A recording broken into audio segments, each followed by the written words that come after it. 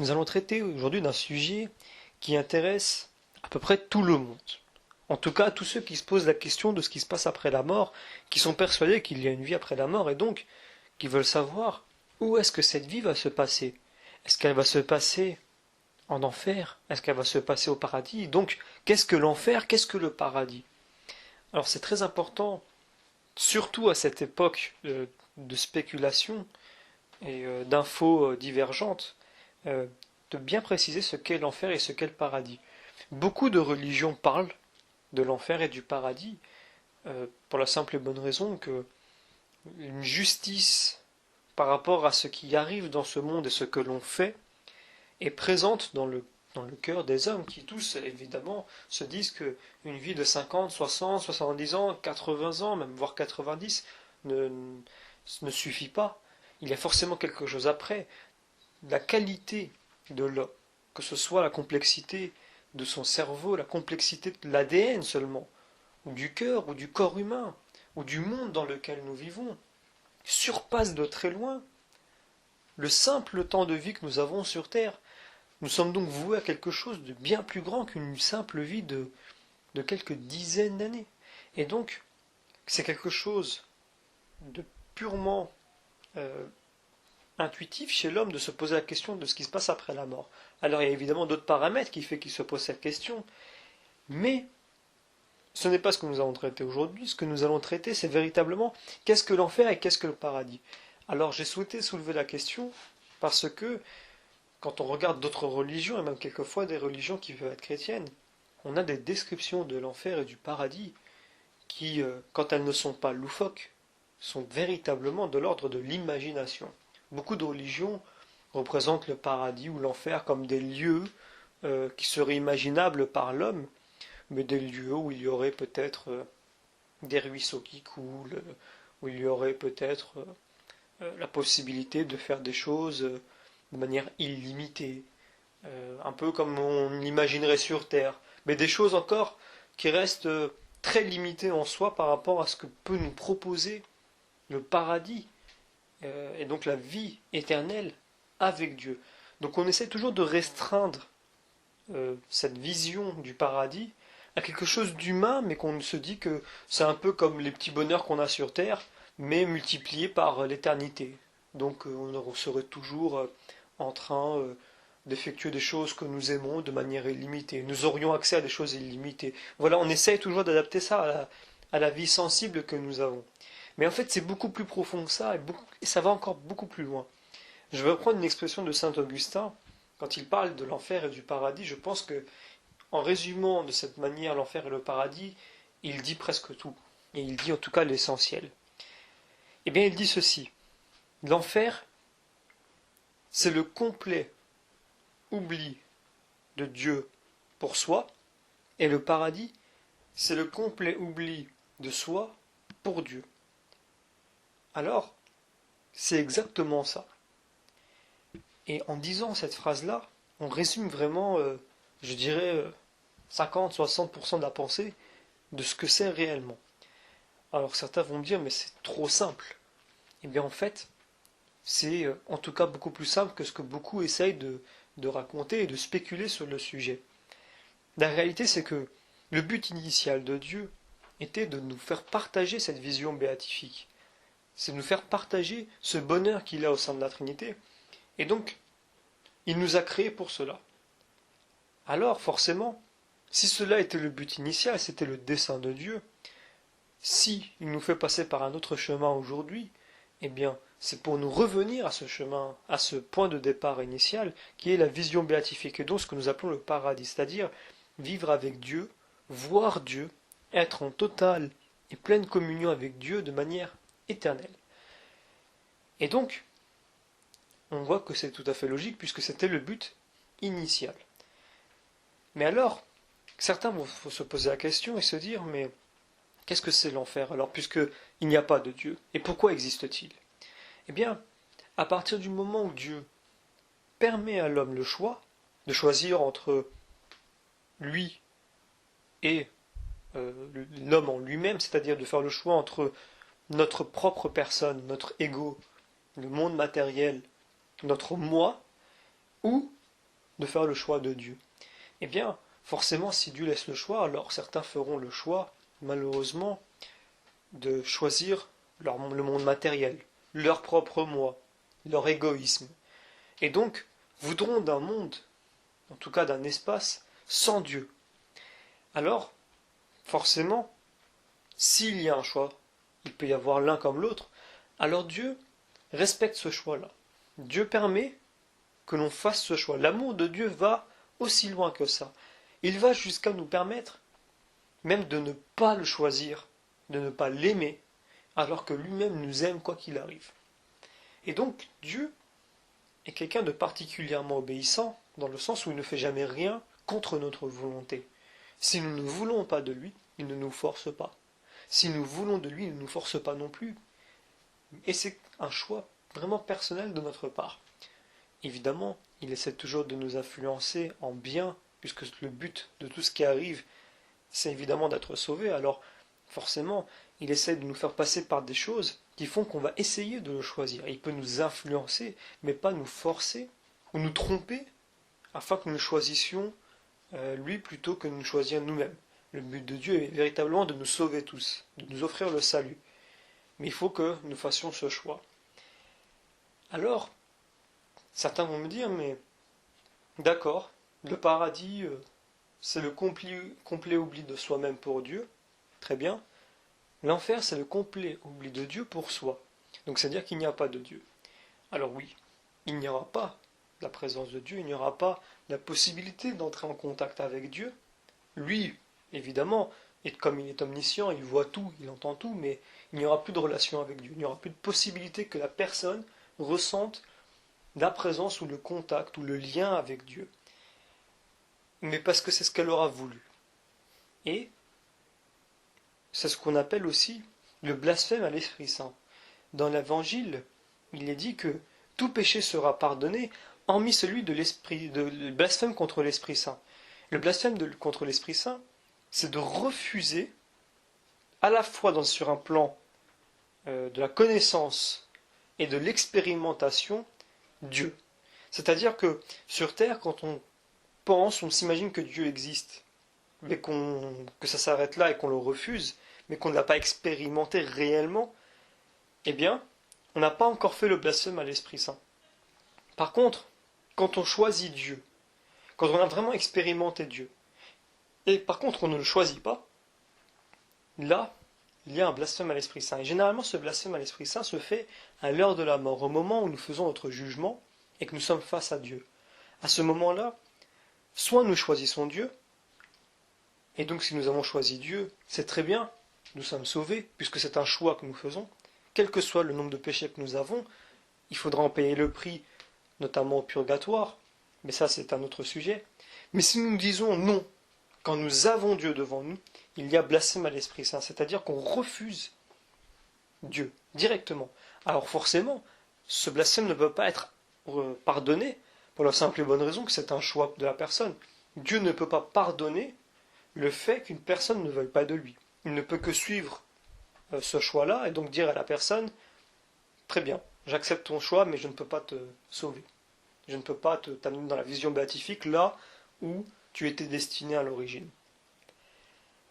Alors, peut-être que d'autres personnes me diront, mais dans ce cas-là, pourquoi est-ce que la Bible, lorsqu'elle parle de l'enfer, elle parle d'un feu? Elle parle d'un feu éternel. Comment est-ce qu'on pourrait choisir d'aller dans un lieu où il y a des pleurs, où il y a des grincements de dents, comme le décrit Jésus, où il y a un feu? Alors il y a deux choses à comprendre. Premièrement, qu'est-ce que le feu éternel? Qu'est-ce que cela veut dire dans la Bible? Tout de suite, les gens s'imaginent que c'est un lieu avec du feu.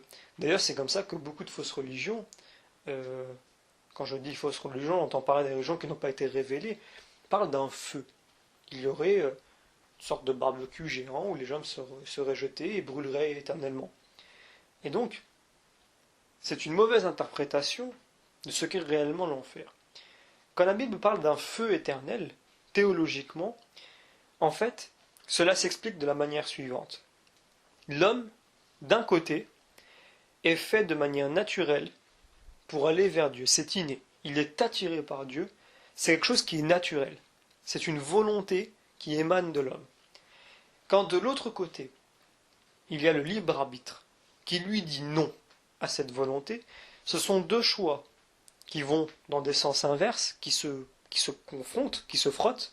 Ce frottement s'appelle théologiquement le feu éternel. C'est-à-dire qu'on a cette volonté d'être aspiré par Dieu, c'est une volonté innée qu'on ne contrôle pas, mais que notre libre arbitre dit non, je ne veux pas. Et donc, on est confronté à ce frottement entre les deux choix qui fait que, éternellement, on est extrêmement frustré. Ce feu qui est en nous, véritablement, s'appelle donc le feu éternel. C'est un feu qui ne cessera jamais. Parce que on sera toujours, on aura fait le choix éternel de dire non à Dieu, et en même temps notre âme est faite, elle, éternellement pour être attirée par Dieu. C'est pour ça qu'il y aura de ce fait des grincements de dents, il y aura des pleurs, puisqu'il y aura des regrets. Pas dans le sens où on regrette notre choix, mais dans le sens où on ne peut pas revenir en arrière, parce que c'est un choix que nous avons fait. On a refusé Dieu, mais cela ne peut pas effacer notre volonté innée d'être attiré par Dieu.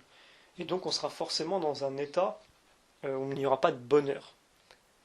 Alors, certains me diront, mais c'est très contradictoire. Comment c'est possible qu'une personne puisse faire un choix qui la rende malheureuse? Eh bien, la réponse est très simple, puisqu'elle existe tous les jours, parmi presque, je ne dirais pas tous les hommes, mais une grande partie des hommes. Beaucoup d'hommes aujourd'hui font des choix qui les rendent malheureux. Et pourtant proclament qu'ils sont heureux, ou alors proclament qu'ils ont fait le bon choix. Je pense notamment à beaucoup de politiciens, par exemple, surtout ceux qui sont venus à partir de mai 68. Beaucoup de personnes d'entre eux ont prétendu que les choix qu'ils ont faits dans leur vie sont des choix qui ont apporté un plus. Donc la liberté totale sexuelle, par exemple. Euh, plus de principes. Il y a beaucoup de principes qui sont partis. On a inversé des valeurs, notamment la valeur de la place du père dans une famille. On a voulu faire exploser un peu tout ce qui était des principes chrétiens. Et aujourd'hui, pratiquement 45 ans après, eh bien, nous avons des personnes qui sont très malheureuses, soit qui sont dans des familles recomposées X fois, soit qui sont divorcées 2, 3 fois, des personnes des fois qui sont seules, des enfants qui sont ingrats, qui ne reviennent pas vers leurs parents, donc qui se retrouvent tout seuls, et qui peut-être, à cause de ça, demandent l'euthanasie pour en finir, parce que cette vie n'a pas de sens. Beaucoup de ces personnes-là sont très malheureuses, ont une vie qui n'a pas trouvé d'aboutissement, qui n'a pas trouvé un accomplissement qui puisse rendre la personne heureuse, mais qui par contre, quand on leur pose la question de mai 68, par exemple, disent mais c'est génial, c'est une date extraordinaire, elle nous a libérés. Donc cette attitude contradictoire est vérifiable tous les jours. C'est l'attitude qu'auront les personnes qui iront en enfer, mais ça restera un choix.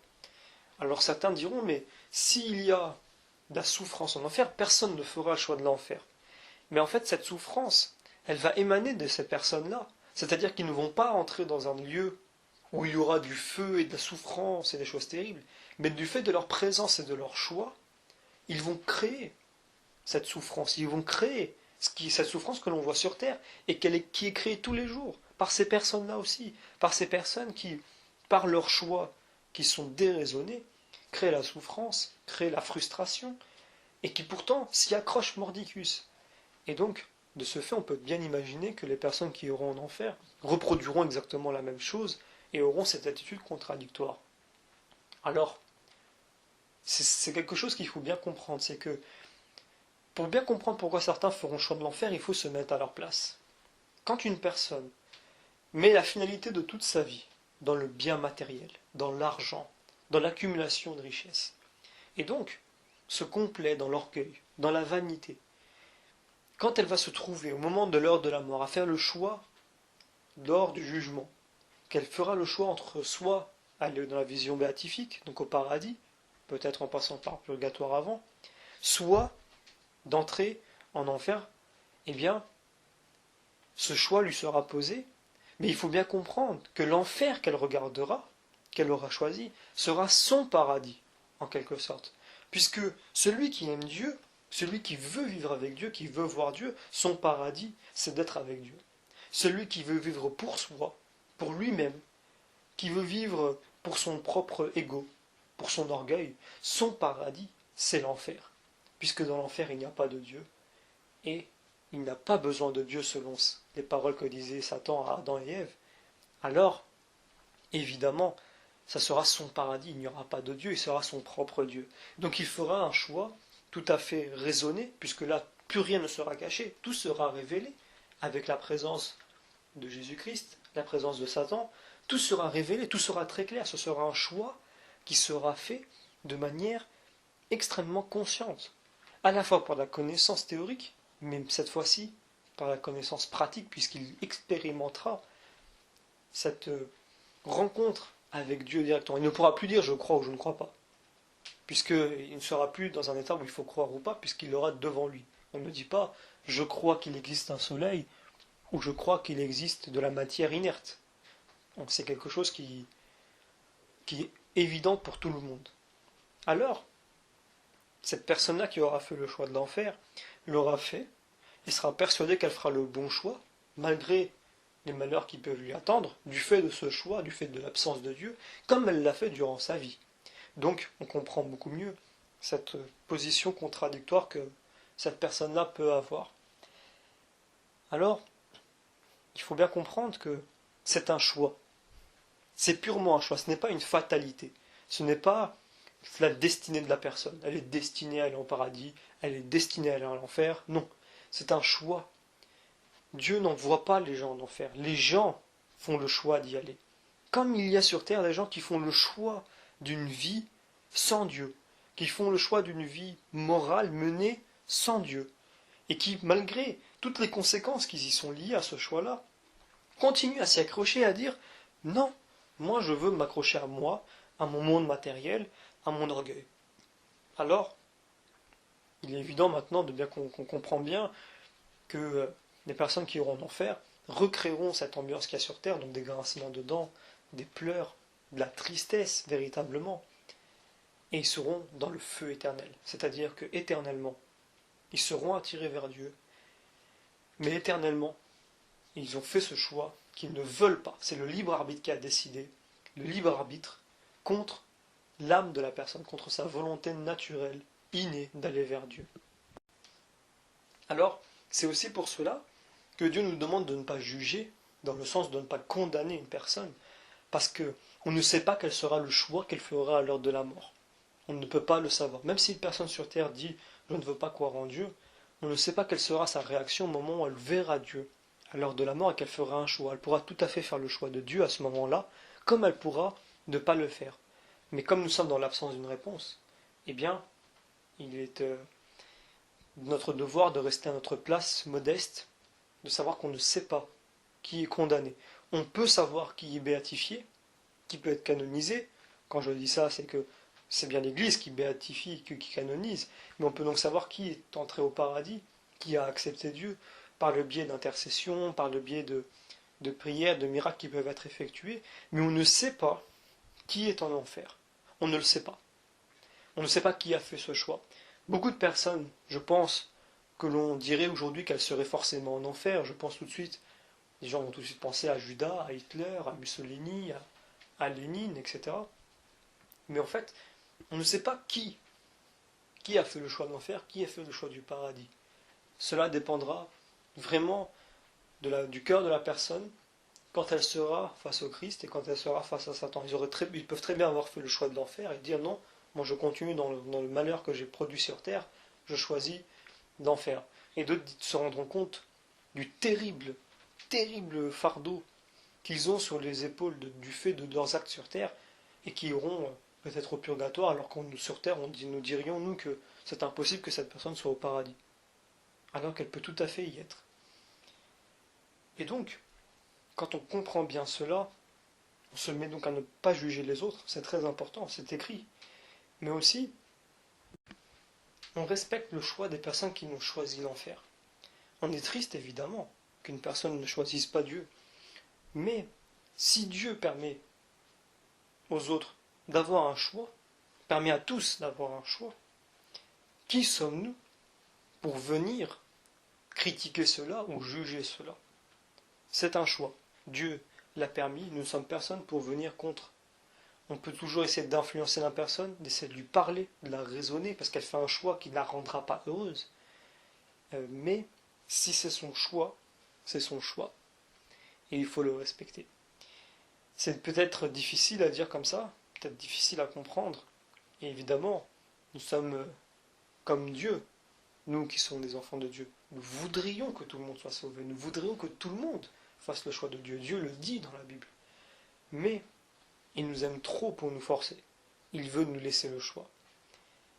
Il faut toujours garder cela à l'esprit et travailler tous les jours pour que des personnes fassent le bon choix. Des personnes arrivent devant le Christ et le choisissent lui. Et ne choisissent pas d'aller en enfer, d'aller dans leur paradis à eux, un monde où il n'y aurait pas de Dieu.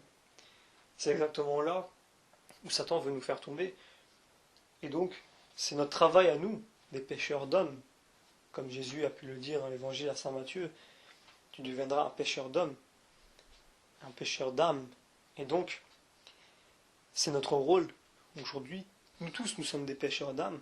Nous devons essayer de repêcher ces âmes qui sont perdues, qui sont peut-être entre les mains de Satan, pour leur rappeler véritablement quel choix ils doivent faire. Donc vous me direz, ça veut dire qu'il n'y aura pas beaucoup de monde finalement en enfer, puisqu'il y a beaucoup de monde qui au final choisiront le Christ. Ben en fait, moi je pense, c'est vraiment un avis personnel, ça ne tient que moi, qu'il y aura moins de monde en enfer que ce qu'on peut imaginer. Quand on regarde les autres religions, ils essayent vraiment de faire peur. Hein. On a l'impression que 80 à 90% des gens iront en enfer, que seule une petite partie iront au paradis. En fait, c'est faux, puisque Dieu fait absolument tout pour nous sauver. Et s'il y avait une si grande perte, je ne pense pas que, encore une fois c'est personnel, je ne pense pas que Dieu pourrait accepter une chose pareille, ou ferait une chose pareille. Laisser tant de gens périr et aller souffrir éternellement en enfer, s'il y en avait autant.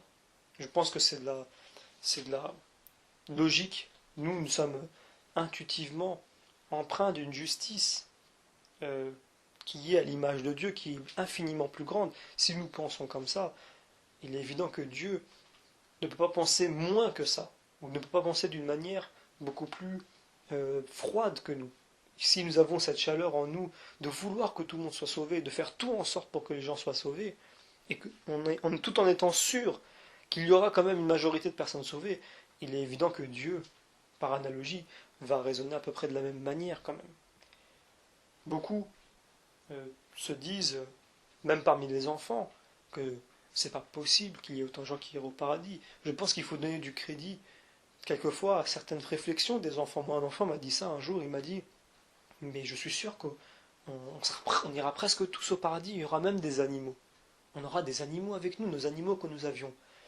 Même si il dit ça, de par sa naïveté, son innocence, il faut donner un petit peu de crédit parce qu'il faut aussi garder un cœur d'enfant, un esprit d'enfant pour comprendre les choses, parce que très souvent les enfants disent des vérités qui nous échappent parce que on est déjà dans nos idées, on est dans nos cases, on est dans nos idéologies, et on oublie quelquefois que la simplicité qui peut venir d'un enfant peut être tout à fait vraie. Quand un enfant dit « Je suis certain que je vais retrouver un jour mon animal de compagnie qui est mort au paradis », eh bien, je peux répondre à la question théologiquement, mais rien que d'un point de vue intuitif, si l'enfant a cette bonté de cœur, si l'enfant s'imagine une chose comme ça, il y a forte chance que ce soit le cas. Alors, je vais conclure assez simplement. J'espère avoir permis à ceux qui ont écouté cette vidéo de clarifier un petit peu leur compréhension de ce que peut être l'enfer et de ce que peut être le paradis. L'important à retenir, c'est véritablement que ce n'est pas une fatalité, c'est un choix. C'est un choix que l'on fait et on s'y prépare. Parce que cultiver des défauts, comme l'orgueil, comme la vanité, eh bien, c'est ce qui fait qu'à l'heure de la mort, on peut faire le mauvais choix. C'est pour ça que le combat qu'il y a dans le monde entre cette hiérarchie de charité, c'est-à-dire, comme l'a dit Jésus, le plus petit d'entre vous est le plus grand, et cette hiérarchie d'orgueil de Satan, eh bien, celui qui réussit, celui qui a le succès, eh bien, c'est lui le plus grand. Eh bien, dans ce combat-là, on voit bien que ce qui nous fait perdre, c'est quand on se complaît véritablement dans ces défauts terribles que sont l'orgueil et la vanité. Les émissions sur les stars, sur les célébrités, même les magazines se démultiplient. Moi, quand je prends quelquefois les transports en commun, quand je marche dans la rue, je vois des personnes tenir des magazines sur la vie des stars, mais ça me bouleverse parce que je me dis, mais comment est-ce qu'on peut en arriver à s'intéresser à la vie d'une star parce qu'elle est une star, et donc en quelque sorte de la glorifier, comme on ferait un chrétien très justement quand il lit la Bible et quand il veut en savoir plus sur le Seigneur, sur la Vierge Marie, sur Saint Joseph, Saint Matthieu, Saint Pierre, etc. Quand on voit qu'aujourd'hui cette adoration légitime, cette vénération pour ce qui n'est pas de Dieu, mais donc des saints ou des grands prophètes, quand elle est transvasée vers des personnes, des célébrités, des pseudo-célébrités, des stars, on voit bien tous les dégâts qu'a réussi à faire Satan, euh, là où il a voulu en arriver, et ce combat qui continue véritablement. Alors il faut absolument pas conclure que bon bah ça va, alors tant que je fais le bon choix à la fin, eh bien je serai sauvé. Non, parce que justement, cette oisivité, cette paresse, cette complaisance, encore une fois, dans notre propre moi, dans notre ego, fait qu'au moment de l'heure de la mort, quand nous devons faire le choix, nous pouvons tout à fait faire le mauvais choix. Alors, il faut travailler dès maintenant. Si on veut véritablement Dieu de tout notre cœur, si on se laisse faire et qu'on dit bon le temps fera les choses, c'est que véritablement on ne le veut pas tellement et donc on est en train de penser à soi avant de penser à Dieu et on peut faire le mauvais choix. Ce n'est pas pour rien que les saints, les pères de l'Église, les docteurs nous incitaient à prier énormément parce que on peut vite tomber dans le mauvais côté pour ne pas faire concurrence à certaines séries télévisées, mais on peut tomber dans le mauvais côté. Et on peut véritablement faire le mauvais choix. C'est pas pour rien qu'on demande à la Vierge Marie de prier pour nous, d'être avec nous à l'heure de la mort, pour ne pas tomber, pour ne pas faillir, pour ne pas faire le mauvais choix. Parce qu'il est très rapide. Tous les jours, on se trompe de choix. Tous les jours, on fait des mauvais choix dans ce sens-là. Quelquefois, on fait le choix de faire quelque chose qui est mauvais moralement, pour soi, qui est mauvais pour soi dans le sens où c'est quelque chose qui est mauvais moralement, et ce qu'on a regardé, c'est notre propre intérêt, et pas ce que Dieu nous a dit. Et on se repent, on demande pardon, des fois on regrette et on recommence plus, des fois on recommence. Mais il faut faire attention parce que c'est ça, c'est ce choix-là qu'on fait des fois plusieurs fois par jour, qui peut être préjudiciable et que l'on peut refaire au moment de l'heure de la mort, et donc on se fait avoir littéralement.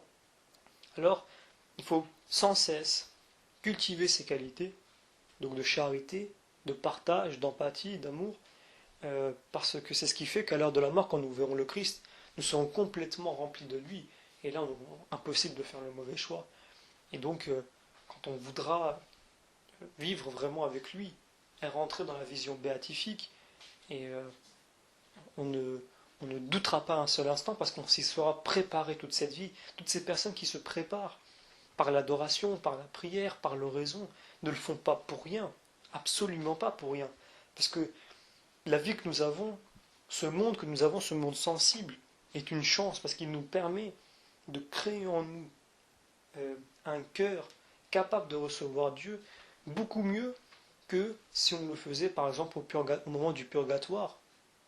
Alors, il faut profiter de ces quelques dizaines d'années que nous avons, non pas pour nous-mêmes, non pas pour notre propre ego à faire des choses qui sont une véritable perte de temps, mais une véritable préparation à vivre éternellement avec Dieu et se dire j'aimerais que Dieu soit fier de moi, j'aimerais être à la hauteur de ses espérances, même si c'est pas tout à fait possible complètement, mais pour Dieu, eh bien, même si on arrive à 50% de ça, c'est comme si on a fait de notre mieux et comme un parent envers ses enfants, tout simplement.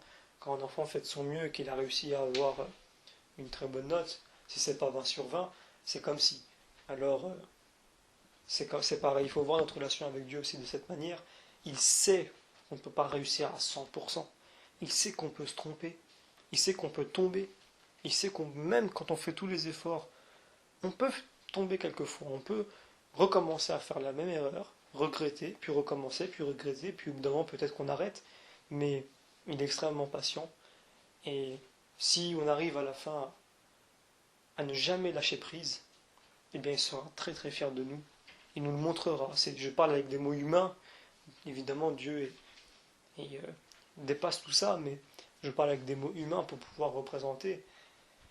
Mais ne lâchons rien, soyons toujours sur nos gardes. La Bible le dit.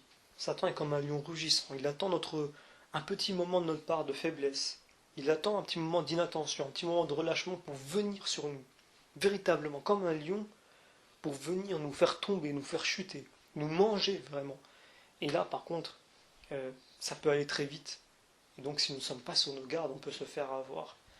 Alors, véritablement, travaillons, prions, adorons le Seigneur et faisons tout notre possible pour parler aux gens de Dieu, leur ouvrir le cœur, leur donner, s'ils ne veulent pas de Dieu, au moins leur donner véritablement le goût à l'amour, à la charité, à l'empathie, parce que c'est ce qui va les sauver à l'heure de la mort quand ils feront le choix, quand ils auront un peu d'amour, un peu de charité, un peu d'empathie, et qu'ils n'auront une pour le mal, eh bien ils feront le choix très logique du Christ plutôt que le choix de Satan.